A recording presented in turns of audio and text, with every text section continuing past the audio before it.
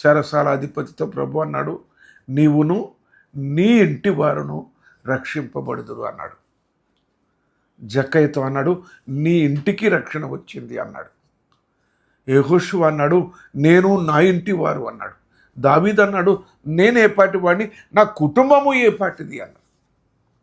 కనుక ప్రియులరా, ఎలాంటి ఇంటికి వెళ్తున్నారు, ఎలాంటి ఇంటిని దర్శిస్తున్నాము, ఈ విషయం చాలా ప్రాముఖ్యమైనది. ఎందుకంటే మరి నశించిన ఆత్మల దగ్గరికి కూడా వెళ్ళాలి కదా బ్రదర్ అంటే, అది మరొక తరుణంలో ప్రభు మనతో మాట్లాడినారు, అది కూడా జ్ఞాపకం చేసుకుందాం.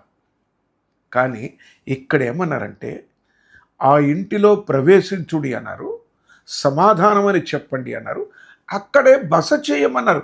వేరే వాళ్ళకి చెప్పొద్దని కాదు. అక్కడ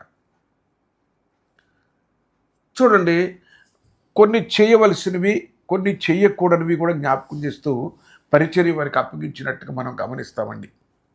లూకాసు వార్త 10వ అధ్యాయం 5వ వచనంలో ఏమని రాయబడి ఉన్నదంటే, త్రోవలో ఎవరినైనాను కుశల ప్రశ్నలు అడగవద్దు. ఎందుకని?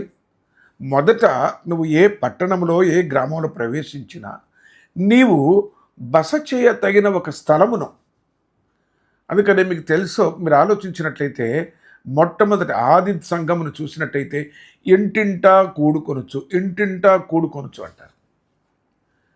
మొదట ప్రభువు ఎక్కడ ఉంటాడో, ప్రభువుకి ఎక్కడ స్థానం ఉంటుందో, వాక్యము వినడానికి ఎక్కడ ఇష్టపడతారు, కపెర్నహూములో ఆయన ఉన్నాడని వినవచ్చినప్పుడు అన్నారు మార్కు సువార్త 2వ అధ్యాయంలో.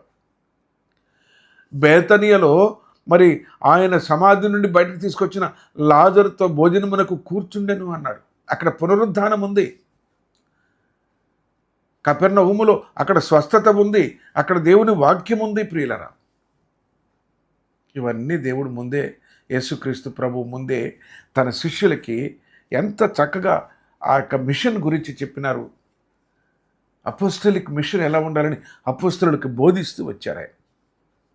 మత్తయి సువార్త 10వ అధ్యాయం 5వ వచనంలో ఏమంటారంటే, 12 మందిని పంపుచు వారిని చూచి వారికి ఆజ్ఞాపించినది ఏమనగా, మీరు అన్యజనుల దారిలోనికి వెళ్ళకుడి అన్నాడు. మనం ఈ దినాల్లో ఏం చేస్తున్నామంటే, ఎక్కడ ప్రభుని వాళ్ళు కాదంటారు అక్కడికే వెళ్ళి మనం అక్కడ చెప్పగలిగినాము అనుకుంటున్నాము.